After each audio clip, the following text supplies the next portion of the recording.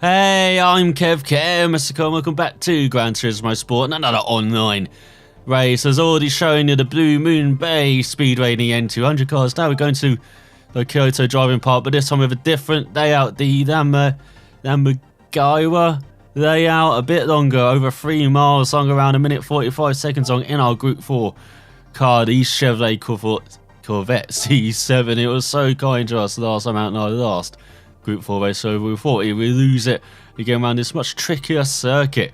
Though, as you can see, lots more bends, a bit more high speed as well. Got some good flowing corners as well. So, heading to the final. We're not going to be starting in a very good position, though. We didn't have much practice before this race. A 147.7, you can be much faster than that in our Chevrolet. So, you're going to begin in 9th as the leaders get away for the rolled-in start. We've got 4 laps around this circuit as well. Once again, I wish the races were a bit longer, but I can understand why they kept them so short, especially with the Group 4, because once you finish a race, you're immediately into another one as well. So they've worked out the times pretty well with the Group 4 races, just not maybe the Group 3s or the N200 class. But there we go, across the line in 9th. We've got a Vauxhall Scirocco behind us, and they are not making a move into this first corner. Very fast first corner, 4th gear, but we're going very wide here. We're not getting a good run off the corner, which really affects our speed heading into the S's.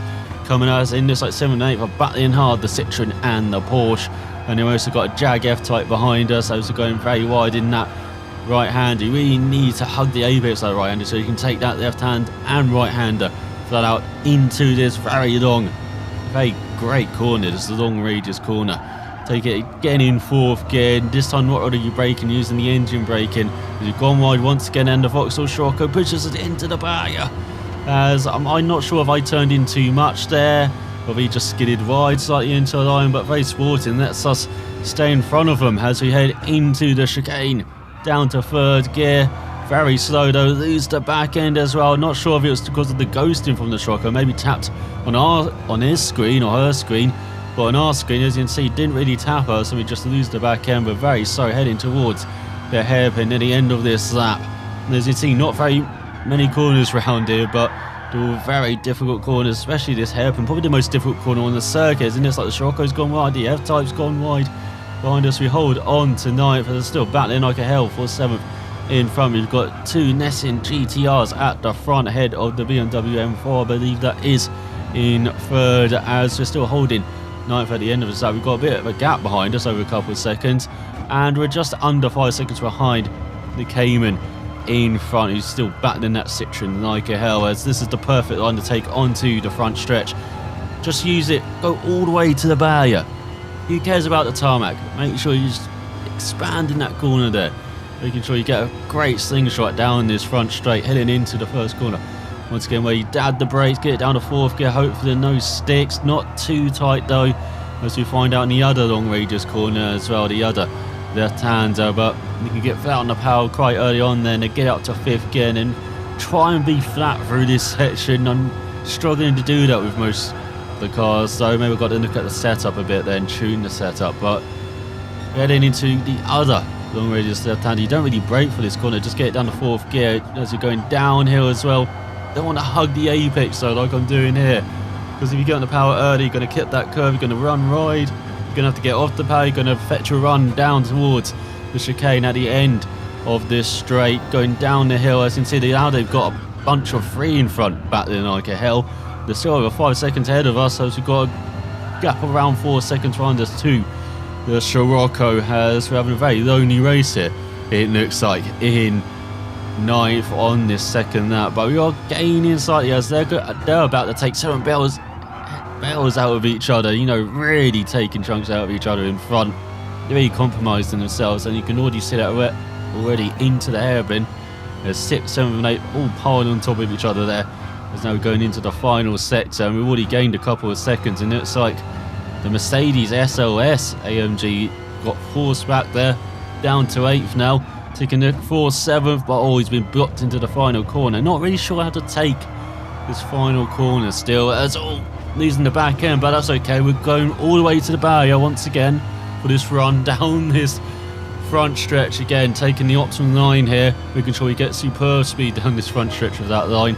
Did a 47.3 despite taking that very wide line. We're a couple of seconds off the pace of the Spaniard, who seems to be in second, I'm guessing. And then SNGTR battling for the lead with the Portuguese driver. That is a very regional battle there. As we're going through the S's, that's a bit better, more flat out. We've got a better line as well. We're really gaining on the cars in front. We're going to have a grandstand finish here maybe for the past couple of laps, as that's pretty good first set. So you can see the Mercedes a couple of seconds in front of us. The Scirocco gaining a bit on us as well.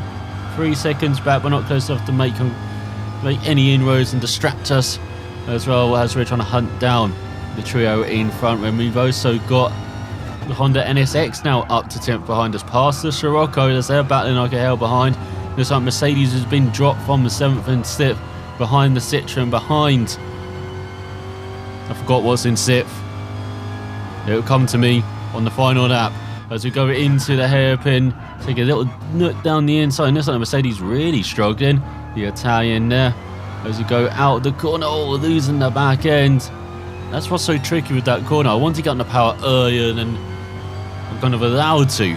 If I do that, as you can see, the back end gets away. We've got a superb run through the final couple of corners, heading towards the final corner, looking to the outside of the Mercedes. Do we make the move? It's the Porsche Cayman in 6th. That's what I need to remember, as he blocks us very nicely, but then we try and get on the power, once again losing the back end. This is why I'm not using the Chevrolet Corvette around this circuit. Just lose the back end too many times, trying to get out the corners. I still don't know which is the best car to use around this circuit. Maybe the Nissan GTRs. It's a 1-2-3. As we set it, go into the 46 and looking down the inside of the Mercedes. That's not a passing spot though on this final lap. We're battling like a hell for 8th. As we get into the slipstream now, he's gone a bit wide. Got the title line, got a better run, got the slipstream as well. Let's see if we can get a run coming out the right hand at the end. He says it's he makes a bit of a Horlicks off the left hander, runs wide. We do get that slipstream as they're battling like a hell for 6th in front of him, as well as, oh no, what are you doing? Why do you brake so much in this GTR? As we lose some SR, I don't know what has happened here. Maybe he just had a slowdown penalty, but you don't do that in the middle of a very fast corner. As we do get past them into 8th, and now we're right in the tail of the Mercedes. Unfortunately, aspirations of the top 5 or battling for 6th, they're gone now. We're battling with this Mercedes for this final half of that. And we're right in the slipstream. Once again, we slowly, very slow through that chicane in Chevrolet Corvette, and a bit faster and steady like the Jaguar F-Type then the Corvette, and of course the Nissan GTR, which is right on our tail as well. As you look down the inside of the Mercedes into the hairpin, want to keep this tight line to prevent the Nissan from making a move, and now he's going to be blocked in as the Mercedes alongside us. We're looking around the outside into the right hander. Can we make the move as we carry too much speed for a tight line into the left as we go wide? Got a slight touch from the Nissan as well. And it looks like the Mercedes is going to take advantage of this, going round or outside. The Nissan's got to slow down once again. That's compromised the Mercedes. He's gone very wide though. Can we make it into 7th as he got a very tight line? And now 6th is slowing down the Citroen at the final corner. Chose a very good time to do a slow down penalty with the line in sight. We're getting the slipstream. We're getting the dough from the Citroen. Do we beat the Mercedes to the line? I think we did by 11 thousandths of a second. That was a good drag race at the end here, and we do beat the Italian, as in this, like the Citroen finished in 6th. BMW dropped back to 5th with some time penalties. You've got the Porsche up to 4th. Then I believe that's a Subaru WRX in 3rd. And then the Spaniard got a time penalty, finishes in 2nd, but crossing the line. They would have been separated by 53 thousandths of a second, I believe, behind the Portuguese GTR driver. And we've got the Belgium and the other GTR in 10th. And then we've got Scirocco in 11th. We've got the F-Type in 12th and the NSX in 9th. But what a thrilling finish that was as well done too. The Nissan GTR drive to the Portuguese driver has not the best finishing position for us, of course. Not the best race for us. Really did struggle with Chevrolet Corvette getting the power down out of the corners, as you saw. But great racing in that final lap. And on the first lap as well, even though we were a bit cautious, and I expect to be much stronger as well. This is like kind of like my first race on this course. I'm much stronger now. I'm still battling for like 7th or 8th, but I'm much faster now, and I hope you enjoyed that race. I hope you enjoyed that drag to the line. I'm going to be back with Group 3 action. Sound for watching. I'll see you next time.